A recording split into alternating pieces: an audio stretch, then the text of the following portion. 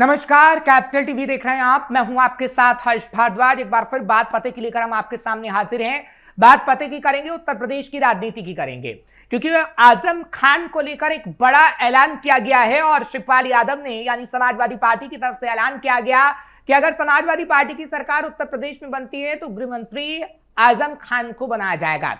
सवाल है कि क्या समाजवादी पार्टी ने सियासी संदेश देने की कोशिश की है और पीडीए के फॉर्मूले पर दोबारा से काम किया जा रहा है और अल्पसंख्यकों को मनाने की कोशिश हो रही है, जो कहीं ना कहीं आजम खान को लेकर खासा नाराज था। आज इसी पर बातचीत करेंगे। दो खास मेहमान अरुणेश द्विवेदी जी इस वक्त मेरे साथ मौजूद हैं, वरिष्ठ पत्रकार के तौर पर। अरुणेश जी, आपका स्वागत कर रहा हूं कैपिटल टीवी पर एक बार फिर से। राम श्रीवास्तव जी मेरे साथ जुड़े हुए हैं, राजनीतिक विश्लेषक के तौर पर। राम जी, आपका भी एक बार फिर से स्वागत कर रहा हूं, आपने कैपिटल टीवी के लिए समय निकाला। अरुणेश जी, मैं आपके पास आ रहा हूं क्योंकि बड़ा सियासी संदेश देने की कोशिश समाजवादी पार्टी की तरफ से की गई है और जब से ये ऐलान हुआ है, जब से उत्तर प्रदेश में काफी हलचल है, क्योंकि ये पूछा जा रहा था समाजवादी पार्टी से कि आखिर मुसलमान को सीएम फेस क्यों नहीं घोषित किया जाता, मुसलमान चेहरे को कोई बड़ा पद क्यों नहीं दिया जा रहा समाजवादी पार्टी में। क्या ये सियासी संदेश भर है या आगे आने वाले समय में समाजवादी पार्टी ऐसा करके दिखाएगी, या फिर हम देखेंगे कि कहीं ना कहीं जो समाजवादी पार्टी सोच रही है उस पर पानी फिरता नजर आएगा? देखिए, ऐसा है कि अगले साल यूपी में चुनाव है, तो उस वजह से समाजवादी पार्टी हो या बीजेपी हो या कांग्रेस हो, सभी राजनीतिक दलों का तो काम ही है कि उस चुनाव से पहले थोड़ी सी तैयारी करना, होमवर्क करना और जो चुनाव की सियासी जमीन है उसको थोड़ा सा उस पे खाद पानी और सिंचाई करना। तो ये उसी तरीके से समाजवादी पार्टी के जो नेता है शिवपाल सिंह यादव, उन्होंने ये बयान दिया है और पब्लिक डोमेन में ये बयान दिया है कि भाई हम तो आजम खान को जो है यूपी का गृह मंत्री बनाएंगे। ये बहुत बड़ा स्टेटमेंट है और ये सियासी समीकरणों को साधने की एक कोशिश है। लेकिन अगर मेरी नजर से देखेंगे तो मुझे ऐसा लगता है कि ये जो है मुंगेरी लाल के हसीन सपने जैसा है, क्योंकि समाजवादी पार्टी टक्कर जरूर बीजेपी को देगी। अखिलेश यादव पूरा जो है हाथ पैर पूरा एड़ी चोटी का जोड़ लगाएंगे कि हम जो है योगी जी को सत्ता से हटा दें और हम वापस सत्ता में आ जाएं, और बाकी तो यूपी की जनता डिसाइड करेगी कि सत्ता में कौन आते हैं। लेकिन अगर वो 1 मिनट के लिए मान भी लेते हैं कि चलो भाई सत्ता में आ भी गए, इसके बाद भी अखिलेश यादव क्या आजम खान को गृह मंत्रालय जैसा? बिल्कुल, देखिए अरुणेश जी, सवाल यही है कि गृह मंत्रालय जैसा पद क्या समाजवादी पार्टी आजम खान को देगी? राम जी, मैं आपके पास आ रहा हूं क्योंकि अरुणेश जी बता रहे हैं कि कहीं ना कहीं संदेह इस पे कहीं ना कहीं नजर आता है कि क्या गृह मंत्रालय जैसा विभाग आजम खान को सौंपा जाएगा, क्योंकि देखिए बड़ा मंत्रालय, और क्या सिर्फ ये मुसलमान वोट बैंक को साधने की कोशिश समाजवादी पार्टी ने की और इसलिए बड़ा ऐलान किया गया है? देखिए हर्ष जी, मेरा जहां तक ख्याल है ये जो घोषणा की गई है आजम खान को गृह मंत्री बनाने की, ये अधूरी है घोषणा। पूरी घोषणा करना थी तो उनको ये कहना था कि यूपी की जेल में जितने भी स्मगलर बंद हैं, हत्यारे बंद हैं, आजन्म कारावास गुजार रहे हैं, उन सबको भी हम जेल से निकाल कर सब जगह के थानेदार बना देंगे तो कहीं ज्यादा अच्छा रहेगा। क्योंकि आजम खान का जो आपराधिक रिकॉर्ड है और राजनीतिक भ्रष्टाचार के उन पर जो आरोप हैं और जिस तरह से उन पर चलाने का आरोप है, ये किसी प्रजातंत्र के लिए एक आदर्श नहीं कहा जा सकता। ये प्रजातंत्र का विकृत रूप है और यही एक कारण था कि यूपी उस समय जब भी समाजवादी पार्टी के प्रमुख नेता आजम खान जैसे रहे थे, तब चारों तरफ जो है लूटपाट, डकैती और हत्याएं हो रही थी, अराजकता फैल रही थी, विकास नाम की कोई चीज नहीं थी। हाँ, अपने गाल बजाने के लिए अलबत्ता कह सकते हैं कि ये सड़क हमने बनवाई थी, ये बांध हमने बनवाया था, और उनको तो सीधा जवाब अगर जो है मायावती के भतीजे ने जो दिया है, अंकल अंकल अंकल दोनों को, बबुआ और पपुआ को, निश्चित रूप से ये एक बहुत बड़ा सांकेतिक संकेत है जो ये बताता है कि पहले ये मायावती से तो निपट लें, बाद में आगे आने की बात करेंगे।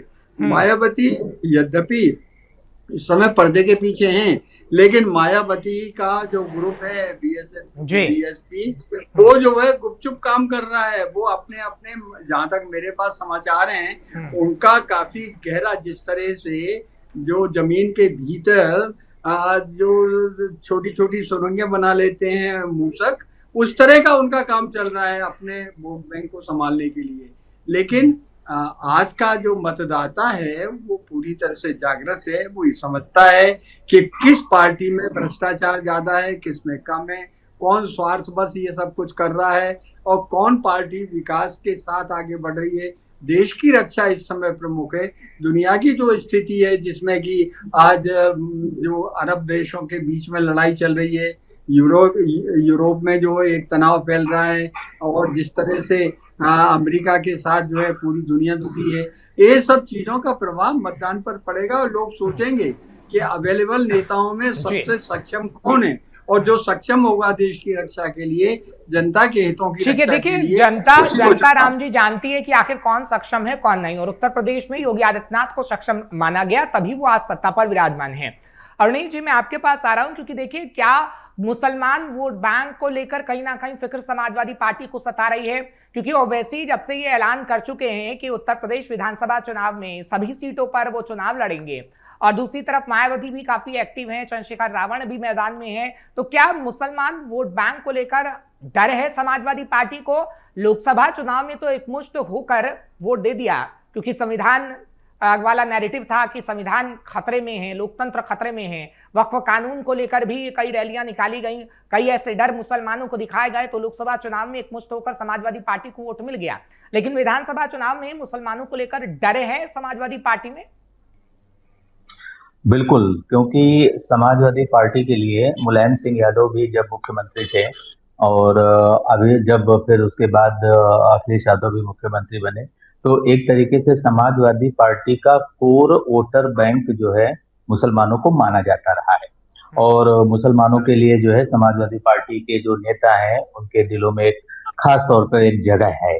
और अभी जो इन्होंने ये बयान दिया है कि हम इनको गृह मंत्रालय जैसा महत्वपूर्ण विभाग दे देंगे, ये सिर्फ चर्चा में आने की एक कोशिश है। और मुझे तो यही डर लग रहा है कि कहीं ऐसा ना हो कि इनके जो अपने विधायक हैं, सांसद हैं, ये टूट जाएं। और जिस तरीके से बंगाल में हुआ कि वहां पर जो है, महाराष्ट्र में भी हुआ, आपने देखा आम आदमी पार्टी के साथ हुआ कि जो है बीजेपी में शामिल हो गए, उनके जो अपने विधायक हैं या सांसद है वो उन्हीं को एकजुट नहीं रख पा रहे हैं। तो मुझे लग रहा है कि पहले समाजवादी पार्टी को अपने विधायकों और सांसदों पर जो है एकजुटता रखनी चाहिए। और दूसरी बात यह है कि मुंगेरी लाल के हसीन सपने जैसा ये माहौल है, क्योंकि जो आजम खान है उनका जो बैकग्राउंड अगर आप देखें, एक सियासी इतिहास अगर उनका खंगालें तो आपको पता चलेगा कि उन्होंने काम बहुत कम किया है और अपराध बहुत ज्यादा किए हैं। उन्होंने एक शैक्षिक संस्थान बनाया जवाहर यूनिवर्सिटी के नाम से, वो उसमें किस तरीके से जमीन का अवैध रूप से कब्जा किया गया, किस तरीके से जो है सब कुछ हुआ, योगी सरकार उसकी जांच कराई है। बीच में तो उसको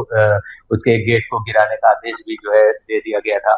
तो कहने का तात्पर्य ये है कि ये बयान शिवपाल सिंह यादव के द्वारा दिया गया है कि हम जो है आजम खान को गृह मंत्री बनाएंगे, लेकिन इस पर जो राजनीतिक टिप्पणी है ना, या इस पर जो एक बाइट जो मीडिया की लैंग्वेज में कहा जाता है, वो अखिलेश यादव को देना चाहिए। पत्रकारों को अखिलेश यादव से पूछना चाहिए कि भाई आपके चाचा जी ने ऐसा कहा है, और अगर आपकी सरकार बनती है यूपी में अगले साल, अगर आप मुख्यमंत्री बनते हैं, तो वो तो मुख्यमंत्री के विशेषाधिकार पर है ना कि वो कौन सा विभाग किसको देंगे। तो क्या आप उनको जो है आजम खान को गृह मंत्रालय का जो है डिपार्टमेंट देना चाहेंगे, उनको जिम्मेदारी देना चाहेंगे? तो अखिलेश यादव जो इसमें जवाब देंगे ना, वो ज्यादा मैटर करता है।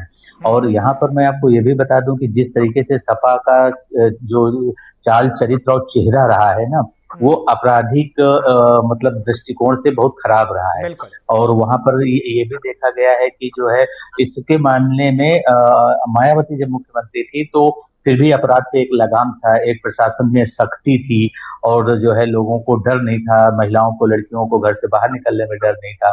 लेकिन जब ये मुलायम सिंह यादव की सरकार थी या अखिलेश यादव की सरकार थी, तब आपने देखा होगा कि किस तरीके से पुलिस थानों में जो है यादवों की ही नियुक्ति हो रही है, या ट्रांसफर पोस्टिंग में भी सिर्फ यादवों का ही ध्यान रखा जा रहा है। कम से कम ये सारी समस्याएं योगी सरकार में तो नहीं हो रही हैं। एक तो शासन प्रशासन चुस्त है, और दूसरी बात ये है कि योगी सरकार में जो है भ्रष्टाचार के मामले भी सामने नहीं आए। हालांकि चंदा चोरी का मामला सामने आया है, उसमें भी कहीं डायरेक्टली योगी सरकार का इन्वॉल्वमेंट नहीं है, वो तो एक ट्रस्ट चलाता है, उसके सीईओ के लिए अभी इंटरव्यूज भी हो रहे हैं, आप सबको पता ही है। तो मुझे ऐसा लगता है कि भले ही योगी सरकार ने बहुत ही मतलब 100 में से 100 मार्क्स उनके रिपोर्ट कार्ड में नहीं आ सकते हैं, लेकिन 100 में 80 मार्क्स तो आ ही सकते हैं। और इसका जो उन्होंने बयान दिया है कि हम इनको गृह मंत्री बनाएंगे, इस बयान का तोड़ भी बीजेपी कुछ ना कुछ निकालेगी। और मुझे लगता है कि जल्द ही आपके सामने ये स्टेटमेंट आ जाएगा बीजेपी के किसी नेता से कि वो क्या कहेंगे। ठीक है राम जी, लेकिन सबसे बड़ा सवाल ये है ना, क्योंकि देखिए अगर आजम खान को गृह मंत्री बनाने की बात कही गई और आप देखिए कि अतीक अहमद के बेटे अबान की जब एक्सीडेंट में मौत हो जाती है तो उसके बाद भी कई समाजवादी पार्टी के लीडर सांत्वना व्यक्त करते हैं। आपको नहीं लगता कि ये दाव कहीं ना कहीं उल्टा पड़ जाएगा? क्योंकि अरुणेश जी जिस तरीके से बता रहे हैं कि आजम खान का जो बैकग्राउंड है उस पर कई दाग लगे हुए हैं, और अगर ऐसे में समाजवादी पार्टी ऐसे ऐलान करती रही, क्योंकि अगर अली की बात करें जो कि जेल से निकलता है, अतीक अहमद का बेटा, अपने भाई के जनाजे के लिए जब सुपुर्द खाक उसे किया जा रहा था तो किस तरीके से उसका एटीट्यूड रहता है, और 5 से 6 हजार लोगों की भीड़ वहां मौजूद होती है। तो कहीं ना कहीं समाजवादी पार्टी इनका समर्थन करके फंस तो नहीं जाएगी, दांव उल्टा तो नहीं पड़ जाएगा समाजवादी पार्टी का? निश्चित रूप से पड़ जाएगा, क्योंकि अगर 5-6 हजार लोगों को और विशेष समुदाय के लोगों को, जिसमें भी आपराधिक तत्व ज्यादा हैं, क्योंकि पूरे के पूरे अल्पसंख्यक समुदाय को हम जो है देशद्रोही नहीं कह सकते हैं। वो उनमें अधिकांश जो है पढ़े लिखे भी हैं और देश की गरिमा समझते हैं। उन्होंने विभिन्न योजनाओं का लाभ भी लिया है और उन योजनाओं से वो पूरी तरह आश्वस्त हैं कि अगर उनका भविष्य सुरक्षित है तो वर्तमान प्रशासकीय तंत्र में ही है, संविधान में ही है। और ये जितना भी बरगलाने का काम कर रहे हैं, और इसमें बरगलाने का काम अगर आप देखेंगे बारीकी से तो खुफिया सूत्रों से भी ये समाचार है, कूटनीतिक क्षेत्रों में इसकी आम चर्चा है, वो ये है कि ये जो जितने भी मुल्ला मौलवी है जो कि फॉरेन कंट्रीब्यूशन रेगुलेशन एक्ट के विरुद्ध इसलिए बलबला रहे हैं, इनको आईएसआई का फंड मिलता है और उस फंड की बलबूते पर ये जो है स्लीपर सेल को पालते पोसते रहते हैं, वही बवाल करते हैं। उन्हीं स्लीपर सेल को अपनाने की कोशिश अगर समाजवादी पार्टी करेगी तो उनको मुंह की खाना पड़ेगी, क्योंकि जितना भी वो समर्थन करेंगे, जितना भी उनके पक्ष में वो प्रचार करने की कोशिश करेंगे, साधने की कोशिश करेंगे, पुचकारने की कोशिश करेंगे, उतना ही अल्पसंख्यक के विरुद्ध जो है बहुसंख्यक उनके विरुद्ध होता जाएगा, पढ़े लिखे लोग भी होते जाएंगे। अल्पसंख्यक समुदाय के भी, मुस्लिम समाज के भी पढ़े लिखे समझदार लोग जो हैं कभी भी इस तरह के झांसे में नहीं आएंगे। ये दाव उनको बहुत महंगा पड़ेगा। ये बहुत पुराना दाव है, मुल्ला मुलायम सिंह जी के जमाने का है। उनका उस समय पूरा का पूरा देश जो है जातिवाद के आधार पर बटा हुआ था। अब वो चीज पुरानी होती गई है। अब तो वो नारा ज्यादा असरदार हो गया है, बटेंगे तो मरेंगे, और बटने का प्रश्न ही नहीं उठता है। अब तो बटने की परिभाषा में जो आ गया है वो देश की रक्षा प्रथम आ गया है, जन कल्याण के काम आगे आ गया है, और देश की प्रगति और देश का स्तर, आर्थिक स्थिति, इन सब फ्रंटों पर आज क्या स्थिति है उसके आधार पर ही मतदान होगा, ऐसा मेरा अपना विचार है। ठीक है अरुणेश जी, राम जी की बात से क्या आप सहमत है? दूसरा ये, क्योंकि देखिए अभी हिंदू को लेकर और मुसलमान को लेकर समाजवादी पार्टी लगता नहीं है कि फंस गई है, क्योंकि हिंदुओं की अगर हम बात करें तो हिंदुओं को खुश करने की कोशिश जिस तरीके से समाजवादी पार्टी कर रही है, पीडीएमएपी को पंडित बता रही है, केदारनाथ मंदिर बनवा रही है, राम मंदिर के मुद्दे को जोर शोर से उठा रही है, दूसरी तरफ मुसलमानों को लेकर ये संदेश देने की कोशिश की आजम खान को गृह मंत्री बनाएंगे, तो क्या अभी फंसती हुई समाजवादी पार्टी नजर आ रही है? उससे समझ नहीं आ रहा है कि पूरी तरीके से हिंदू पर स्टैंड लें या फिर मुस्लिम पर स्टैंड लें, और दो नाव में अगर पैर डालेगी समाजवादी पार्टी तो कहीं ना कहीं मतदार तो फंसेगी। अरुणेश जी, देखिए ऐसा है कि समाजवादी पार्टी अपनी रणनीति बना रही है कि अगले साल होने वाले चुनाव में किस तरीके से जीता जाए, उसके लिए क्या क्या कहा जा सकता है, क्या क्या किया जा सकता है, उसके लिए एक रणनीति के तहत ये सारे बात कही जा रही है। और तभी नहीं तो पीडीए में जो पी फॉर पंडित का उन्होंने एक ऑप्शन दिया है वो इसीलिए दिया है क्योंकि जो ब्राह्मण वर्ग है, जो सवर्ण वर्ग है यूपी का, और वो योगी जी से नाराज है यूजीसी के मुद्दे पर या फिर चंदा चोरी के मामले पर, तो कहीं ना कहीं ऐसे नाराज सवर्णों को अपनी ओर आकर्षित करने के लिए, इस उम्मीद में कि ऐसे सवर्ण जो है उन समाजवादी पार्टी को वोट दे देंगे और उनकी सरकार बनवा देंगे, इसलिए उन्होंने पी फॉर पंडित का ये बात कही है। लेकिन क्या ऐसा सच में होगा, इस पर मुझे संदेह है। दूसरी बात यहाँ पर यह भी इम्पोर्टेंट है कि समाजवादी पार्टी को अच्छे से पता है कि सारा मुस्लिम वोट अगर उनको मिल जाए तो भी वो यूपी में सरकार नहीं बना पाएंगे, उसके लिए उन्हें मुस्लिम के अलावा जो दूसरे लोग हैं उसमें से, चाहे हिंदू के वोट बैंक हो या फिर पिछड़ा वर्ग का हो, महिलाओं का हो, इन सबका जो है थोड़ा थोड़ा उनको वोट चाहिए होगा ना, तभी जाके वो यूपी की सत्ता तक पहुंच सकते हैं। इसलिए वो सिर्फ मुसलमान जो उनका वोट बैंक है सिर्फ उसी पर वो निर्भर नहीं होना चाहते हैं। बिल्कुल। लेकिन यहाँ पर एक महत्वपूर्ण बात ये भी है कि मुसलमानों के वोट को काटने की भी बहुत संभावना है, क्योंकि देखिए रावण का भी अलग योगदान आ रहा है कि वो भी लड़ेंगे। और इसके अलावा जो है ओवैसी ने भी ऐलान कर दिया है। तो कहीं ना कहीं ओवैसी जानते हैं कि वो भले ही न तो बिहार में उतना उनकी पार्टी जीत पाई, मतलब इस लेवल में नहीं जीत पाई कि वो जाके किंग मेकर बन जाए, सत्ता तक तो खैर पहुंचेंगे ही नहीं, वो हैदराबाद में ही ठीक है उनके लिए। और दूसरी बात यह है कि यूपी में भी वो इसीलिए ट्राई कर रहे हैं कि इसी बहाने कुछ वोट काट लेंगे जो उनकी पार्टी के लोग हैं। तो और यहाँ पर मुझे महत्वपूर्ण बात ये लग रही है कि जरूरी नहीं है कि सारा का सारा मुस्लिम वोट जो है समाजवादी पार्टी को ही चला जाए, वो बटेगा, और जब बटेगा तो जाहिर सी बात नुकसान समाजवादी पार्टी को करेगा।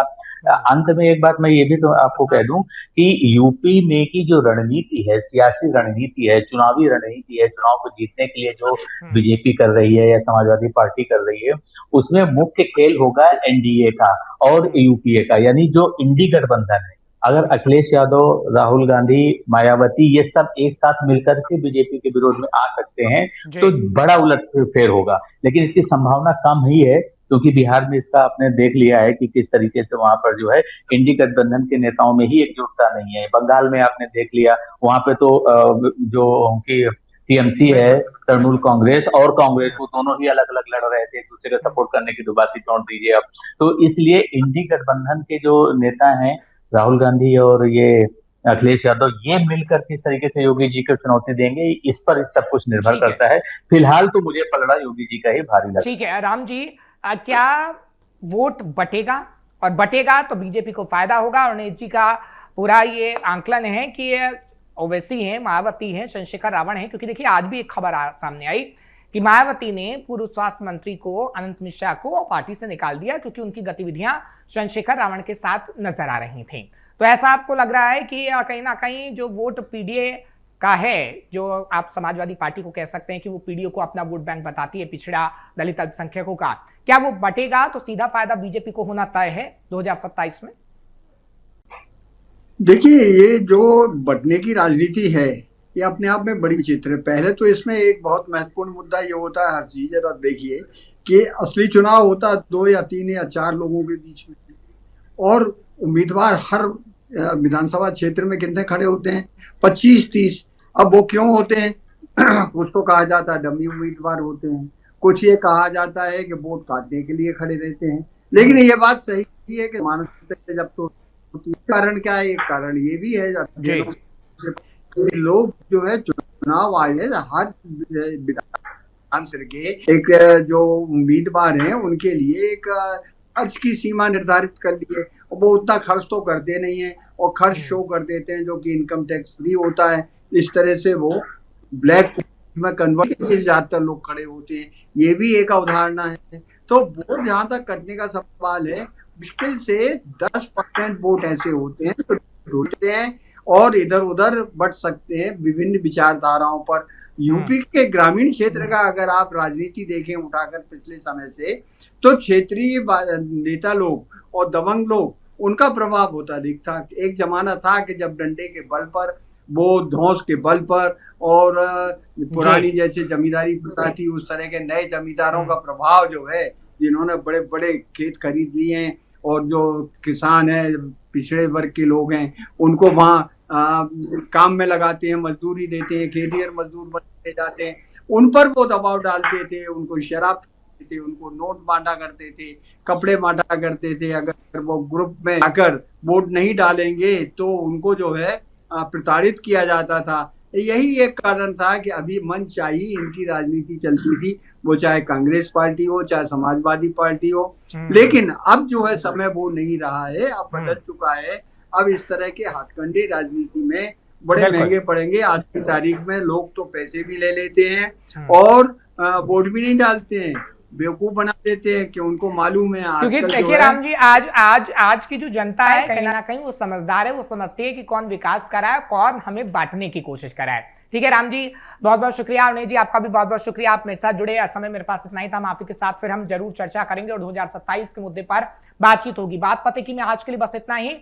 बात हो रही थी आजम खान को गृह मंत्री बनाने के ऐलान पर, लेकिन कितना प्रभाव उत्तर प्रदेश की राजनीति पर इसका पड़ेगा वो देखने वाली बात होगी, और आगे आने वाले समय में क्या वाकई आजम खान को गृह मंत्री समाजवादी पार्टी बनाएगी ये भी देखने वाली बात होगी, क्योंकि जनता के ऊपर निर्भर है कि जनता आखिर किसको वोट देती है और सत्ता पर किसे विराजमान करती है। मुझे इजाजत दीजिए, नमस्कार।